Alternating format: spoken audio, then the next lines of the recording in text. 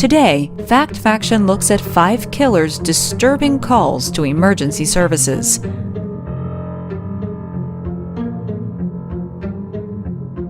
First up is the shocking confession made by 17-year-old Jake Evans, who called 911 to report the murder of his mother and younger sister.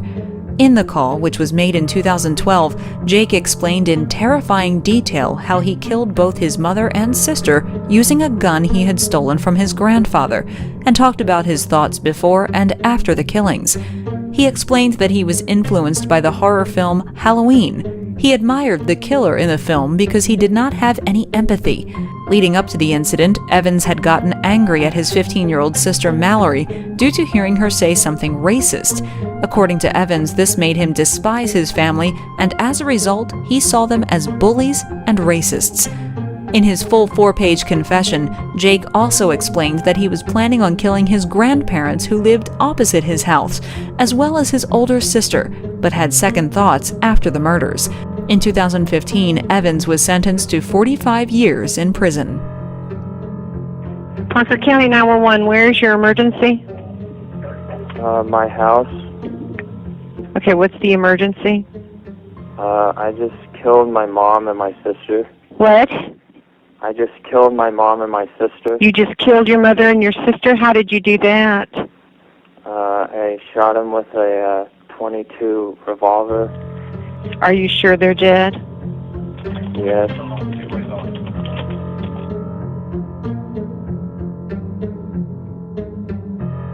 Next up is Brian Sweat. At the age of 27, he committed mass murder in Greenwood County, South Carolina. His victims ranged from the ages of 9 to 51 years old. Among the victims were Chandra Fields, the mother of Sweat's baby daughter, both of her parents, and 2 of Chandra's nephews. It is believed that Sweat had broken in and waited for the victims in their home while they were out, and then took them hostage as soon as they returned. He bound them with duct tape and then shot the majority of them. He then called 911 and calmly told the operator that he was about to commit suicide and that he was extremely stressed. He also told them that he had a weapon in hand. Greenwood 911, may I help you? Oh, yes. I need an officer at 2007 Callison Highway. What's wrong? Oh, I'm just stressed out, and I'm about to take my life. What's your name? It's unknown. Okay, do you have a weapon with you? Huh? Do you have a weapon with you? Yes. Get in there. Don't point at me. What's going on? Before the tragedy took place, Sweat wrote many Facebook posts stating how angry he was with Chandra, as according to him, Chandra was stopping him from seeing his daughter. Fortunately, there were some lives that Sweat spared on the day of the massacre, one of whom was his daughter, who he told to get out of the house, as well as 4 other children. The children ran to a neighbor's house, and the neighbor also called 911. Greenwood 911. This is... Yes. I live at 2... What's going on? I just got 4 kids at my door that says that somebody just killed their mama. Wait a minute. Locked in this house. Look, I need at 20. She's got 4 kids there saying somebody just killed their mother.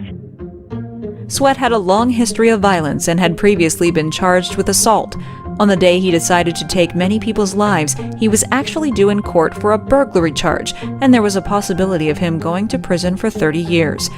After shooting the 5 family members, Sweat turned the gun on himself.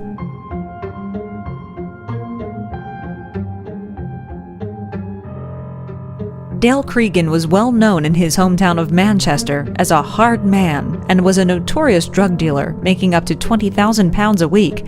He enjoyed traveling and would always fly business class, even though he officially classed himself as a plasterer. While in Thailand, Cregan lost his left eye after getting into a fight. Back in England in May 2012, the 29-year-old got into another fight in a pub and ended up shooting and killing 23-year-old Mark Short. During the incident, Cregan also attempted to kill 3 other men. 2.5 months later, Dale Cregan traveled to Mark Short's 46-year-old father's house and murdered him in the same fashion before throwing a hand grenade at his body. After being on the run for some time, on September 18, 2012, Cregan murdered 2 female police officers by shooting them at least 8 times each and throwing an M75 hand grenade at them. In order to get the police to his house, he had made a hoax call to 999 and made up a story of an attempted burglary. On the phone, Cregan provided the phone operator with in-depth detail about the criminal and told them where the supposed criminal had fled to, and even made a joke. What is really disturbing about this phone conversation is how he calmly told the operator that he would be waiting for the police. Police emergency. Someone just threw a big concrete slab through my back window and ran off. Of the house or a car? What are we talking? No, sorry, my back window in the house. In the house. What's the address there, please? 30 Abbey Gardens, Mosher. Did you see them? Seen one, yeah. You know them? No, I don't know. Okay. Do you know why they've done it? I haven't got a clue. Okay. So it's all one person running off, yeah? Yeah. Which way have they ran? What direction? Ran there's like a field at the back, and I've just seen them running over the field. I can point it out to the officer. Your name, please? Adam. What's your second name, Adam? Archery. Right, I'll get an officer up there, have a look round, see if they can see anybody similar, and then they'll come and see you. All right, Adam? How long would it take? Do you know roughly? I know that it's not that serious. But... Well, because it's just happened, it's gone in on the priority, so that's within the hour, certainly. But okay. They'll try and get up there as soon as, if there's a possibility he's still knocking about. All right then, thanks very much. Okay. I'll wait. I'll be waiting. All right, Adam. All right, bye-bye. Once the police officers arrived at the house in Greater Manchester, Cregan opened the door and immediately began shooting at the officers, who unfortunately did not have a chance to react. After the brutal murders, Cregan traveled to a local police station and handed himself in. He told them proudly that he was wanted by the police and then confessed to his awful crimes. On June 13, 2013, Cregan was found guilty of 4 counts of murder and 3 counts of attempted murder and was sentenced to life imprisonment without the possibility of parole.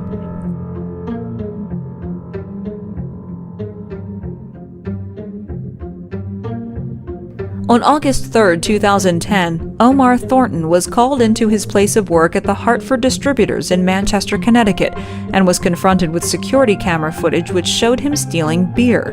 The 34-year-old was a delivery driver for the distributors, and because of the theft was given the options of either resigning from the company or being fired.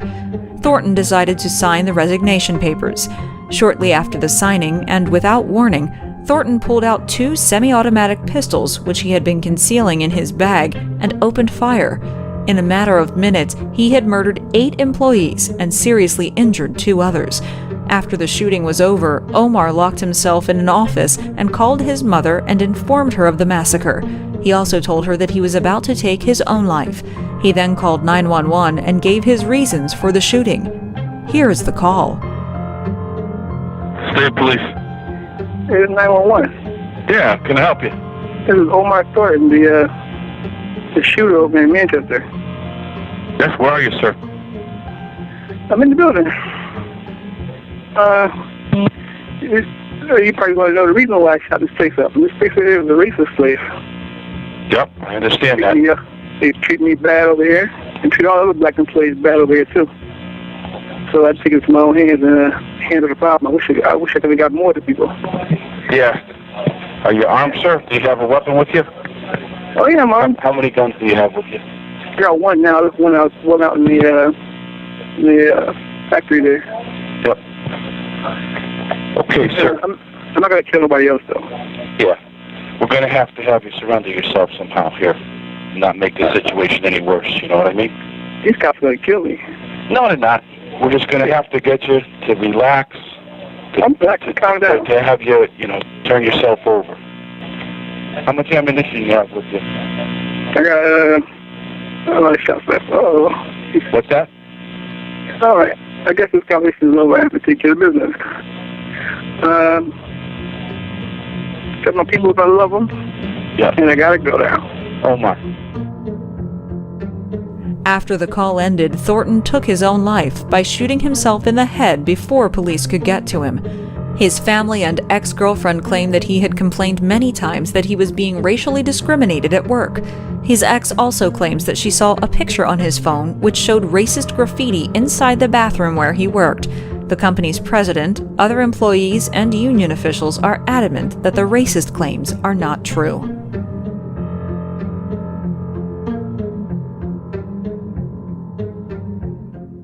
The last killer on this list is probably the most infamous, as he made numerous chilling phone calls over the span of 2 years. His phone calls to the authorities were so strange that he was nicknamed the Weepy-Voiced Killer. His name was Paul Michael Stefani. After each brutal crime he committed, he would call the police in an emotional manner and confess, but would never give his name. It all started on New Year's Eve in 1980, after he beat a female named Karen Potak so badly that she gained a brain trauma and was close to dying. The 21-year-old was walking home from a New Year's party late at night in Minneapolis when she was brutally attacked with a tire iron. Stefani then called 911 and informed the police where the woman was.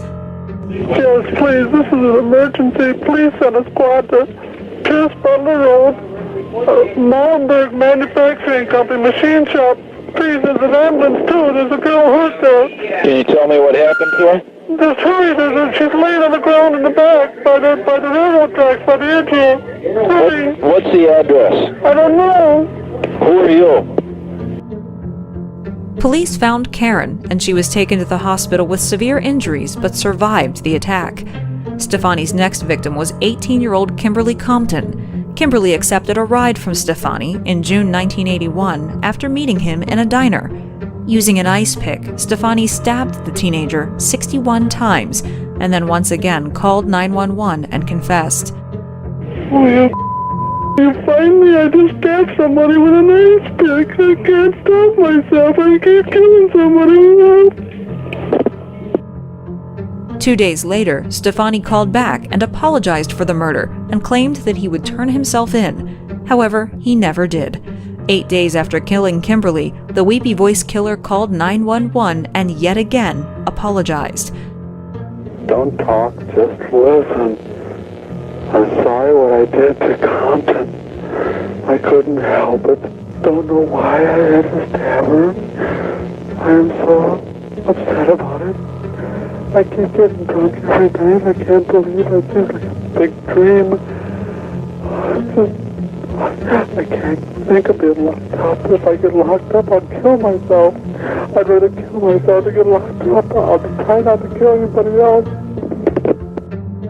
In 1982, Stefani murdered another woman, Kathleen Greening, by drowning her in her bathtub, but this time did not call to confess the crime. Later that year, Barbara Simons was stabbed over 100 times and her body was found in a Minneapolis river. 2 days later, police received this call. Please don't talk, just listen. I'm sorry I killed that girl. I stabbed her 40 times. Kimberly Compton was the first one. Oh, my safe. I don't know what's the matter with me. I'm sick. I'm going to kill myself, I think. Where are you? I'm just going to... If somebody dies with a hook shit on, it's me. I killed both people. I'll never make it to heaven. Calm down. Stefani's final victim was a 21-year-old prostitute named Denise Williams. Stefani picked her up and took her to his apartment to have sex.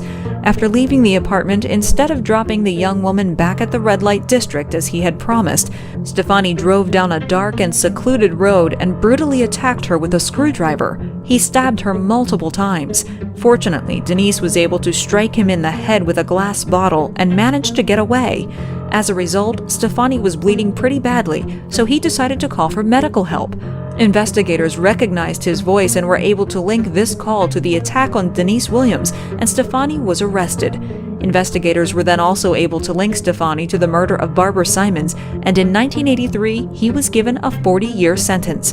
After many years in prison, in 1997, Paul Stefani confessed to all of his crimes, and police were able to officially link him to the Weepy-Voiced Killer calls. Paul Stefani died in prison in 1998 after suffering from skin cancer.